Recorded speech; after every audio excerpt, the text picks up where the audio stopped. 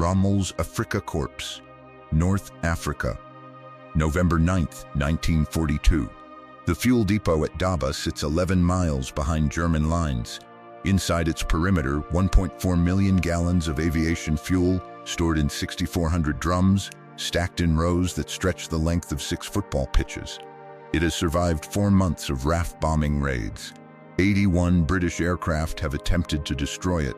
43 of them never returned to base. The depot doesn't just supply the Luftwaffe's fighters over El Alamein, it supplies the fuel trucks that run Rommel's entire armored advance.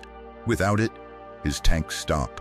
With it, they push to Alexandria in 10 days.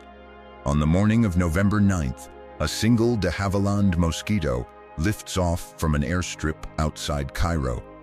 The pilot is Sergeant James Albright. He is 17 years old. He has never flown a combat mission before today. The senior operations officer who approved the flight plan was told Albright's age only after the aircraft was already airborne. His response, recorded in the 60 Squadron RAF log, was 7 words. "That boy cannot even tie his boots." What you do not yet know, and what the operations officer could not have known, is why a 17-year-old, on his first combat sortie, was the only person in the Mediterranean theater with any real chance of succeeding. The problem of the Daba depot had occupied RAF Bomber Command's planners since July 1942. The target itself was not the difficulty. The difficulty was the approach. Daba sat in a bowl of flat coastal desert, ringed on 3 sides by German 88 mm anti-aircraft batteries, the same guns that had torn through British armor at Gazala and turned low-altitude air raids into catastrophes. Any aircraft approaching below 8,000 feet came within lethal range of 12 separate gun emplacements. Above 8,000 feet, precision bombing from 1942-era aircraft was, by the RAF's own internal assessment, accurate to within 400 meters in optimal conditions. The drums at Daba were packed in rows 4 meters wide. Between July and October 1942, 60 Squadron alone had lost 11 aircraft to those batteries. Across all RAF units assigned North African ground attack and interdiction, the loss rate on hardened Axis logistics targets was running at 23% per mission sortie. In practical terms, fly 4 missions against a defended depot, and the statistical expectation was that you did not fly a 5th. Wing Commander Arthur Pendleton of 205 Group, who coordinated the campaign against Axis supply lines, wrote in his October 12th assessment that the Daba depot cannot be neutralized by conventional bombing without an unacceptable rate of attrition. He recommended the effort be suspended until long-range fuel denial through sea interdiction could take effect, a strategy that would require 6 weeks minimum. The American B-24 Liberator groups operating out of Benghazi had tried high-altitude precision runs twice. On September 3rd, the first formation dropped 36 bombs. 3 landed within 200 meters of the depot perimeter. None struck a fuel drum. On October 17th, a second run of 8 aircraft lost 2 planes to the 88s before the target was even reached. The remaining 6 turned back. Pendleton's position was not timid, it was rational. Every metric, every loss rate, every available aircraft said the same thing. The cost of destroying the Daba depot exceeded the benefit of destroying it. What every planner was missing was not courage, it was geometry. James Albright was born in Coventry in 1925, the son of a pattern maker who worked for the Standard Motor Company. He grew up watching his father approach problems from behind, not the front face of a machine, but the underside, the bracket, the hidden load-bearing point that determined whether everything else held together. He began building model aircraft at 11.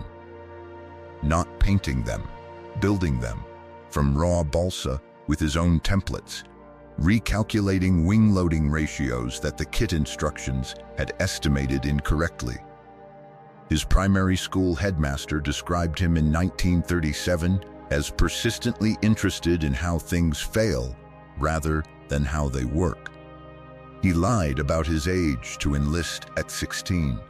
By the time the RAF corrected his documentation, he had already completed advanced navigation training and posted the highest low-altitude instrument scores in his cohort at 7 Flying Training School, Church Lawford.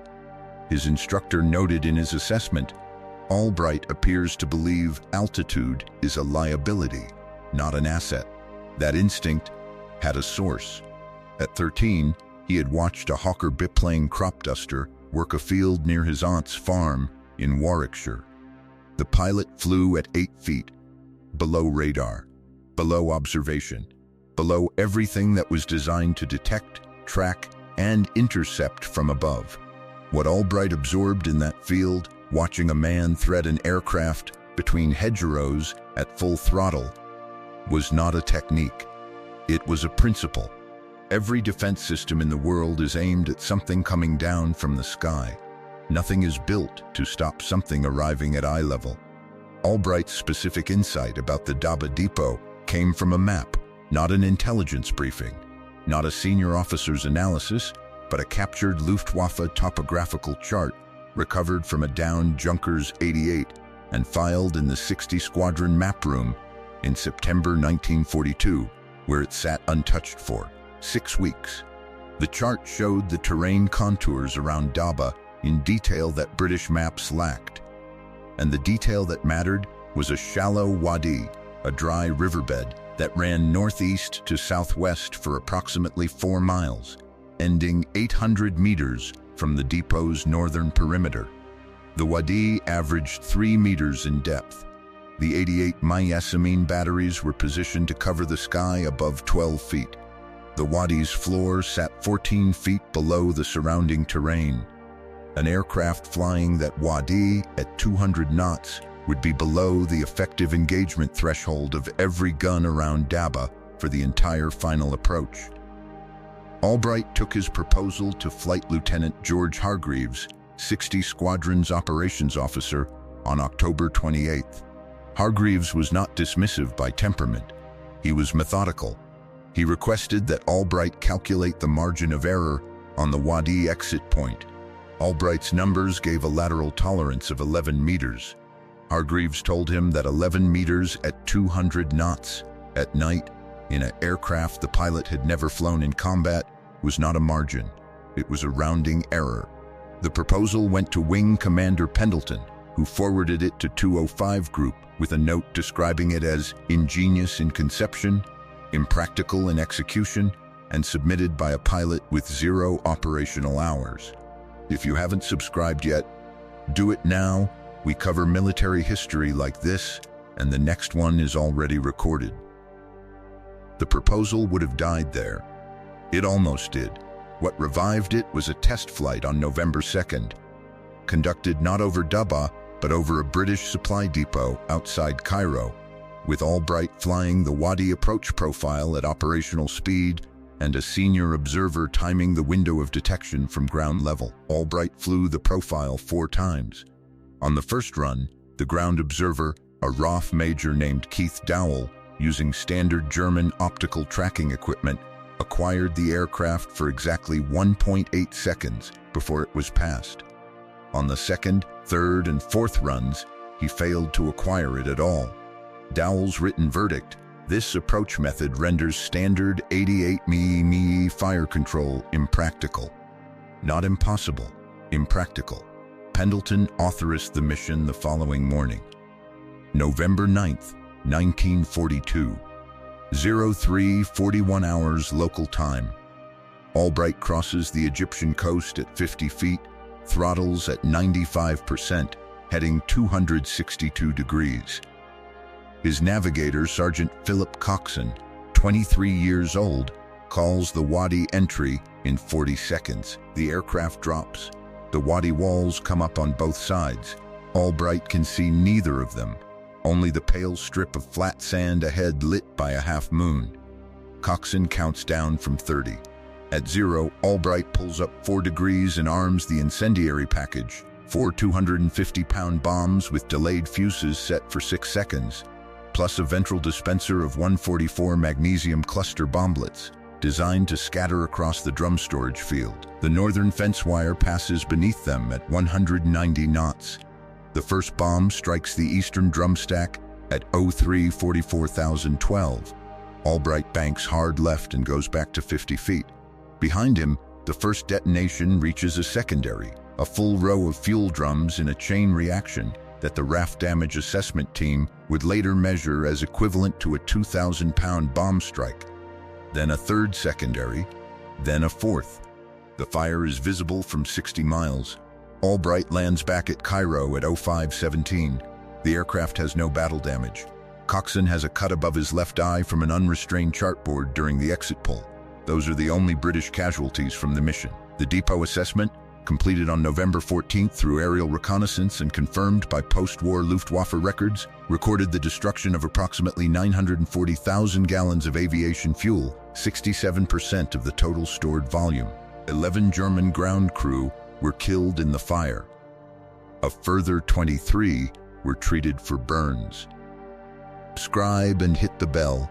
This series on individual decisions that changed campaigns is ongoing, and the upcoming episode on the Battle of Leyte Gulf covers something even more counterintuitive. Before Albright's mission, the average RAF loss rate against defended logistics targets in the Western Desert was 23% per sortie.